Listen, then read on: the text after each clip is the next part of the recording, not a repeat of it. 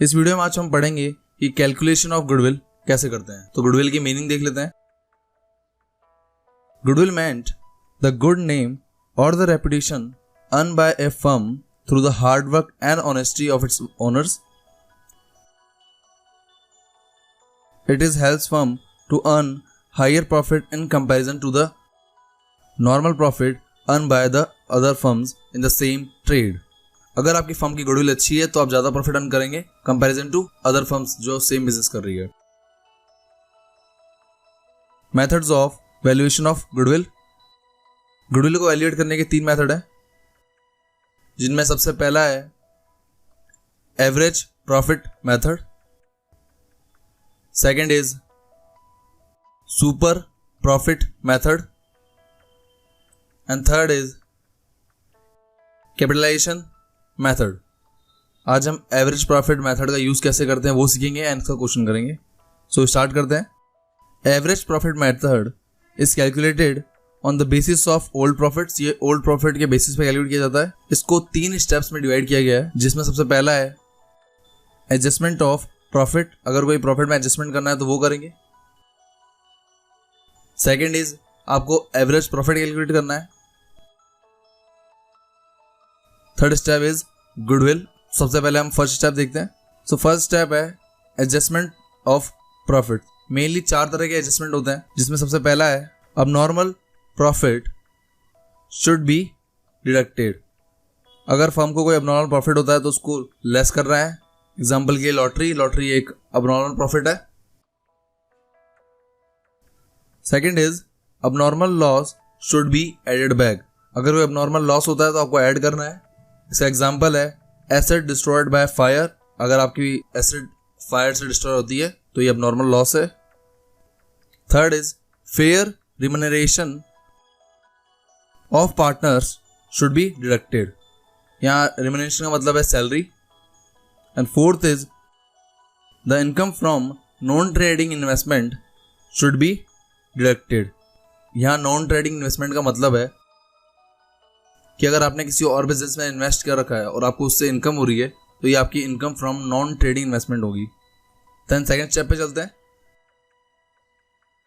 तो second step है कि आपको एवरेज प्रॉफिट कैलकुलेट करना है। एवरेज प्रॉफिट का फॉर्मूला होता है total profit upon number of years.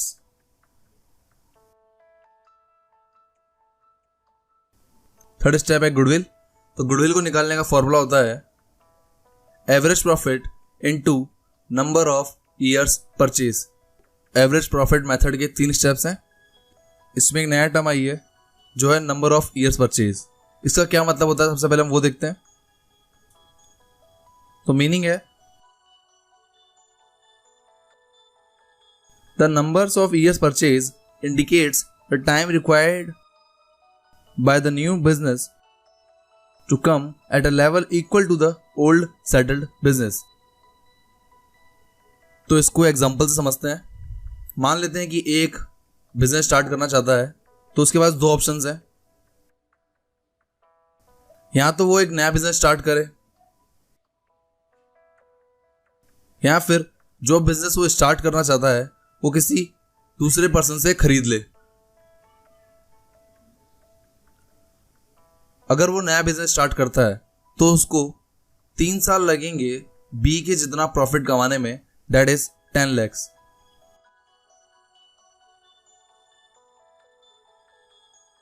So he decided to buy from B and B को वो 30 लाख पेड कर देगा as the amount of goodwill. यहां जो 30 लाख पे किए हैं वो निकले हैं 10 lakh into 3 years.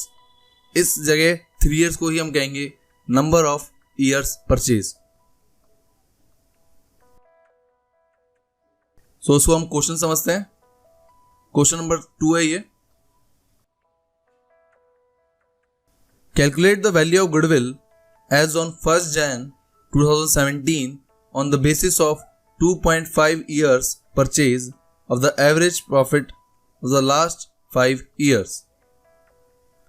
The profits and losses for the years were 2012 का है 1 लाख, 2013 का लॉस है 30,000 का, 2014 का प्रॉफिट है 1,70,000 का, 2015 में 1,60,000 एंड 2016 में 1,80,000. You are informed that the profits of the year 2015 included profit on sale of fixed assets amounting to 50,000 and the profits for the year 2016 were affected by a loss due to fire amounting to 20,000. तो इस question को आप देख लीजिए. हम solution start करते हैं.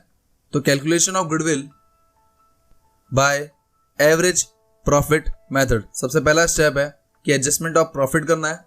आपको क्वेश्चन में 2015 एंड 2016 का एडजस्टमेंट दिए हुए हैं, तो आपको लिखना है ईयर 2015 एंड 16, देन आपको प्रॉफिट लिखना है. 2015 का प्रॉफिट है 1,60,000 एंड 2016 का प्रॉफिट है 1,80,000.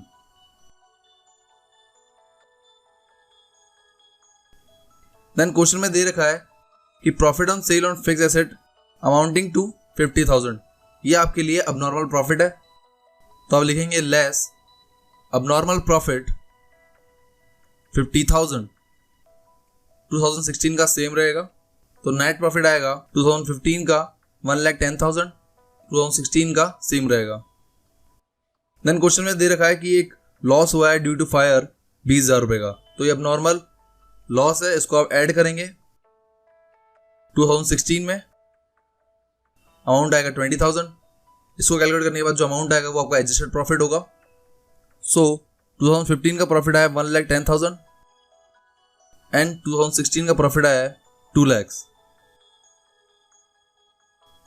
देन सेकेंड स्टेप कैलकुलेट करेंगे. सेकेंड स्टेप है एवरेज प्रॉफिट, जिसका फॉर्मूला होता है total profit upon number of years.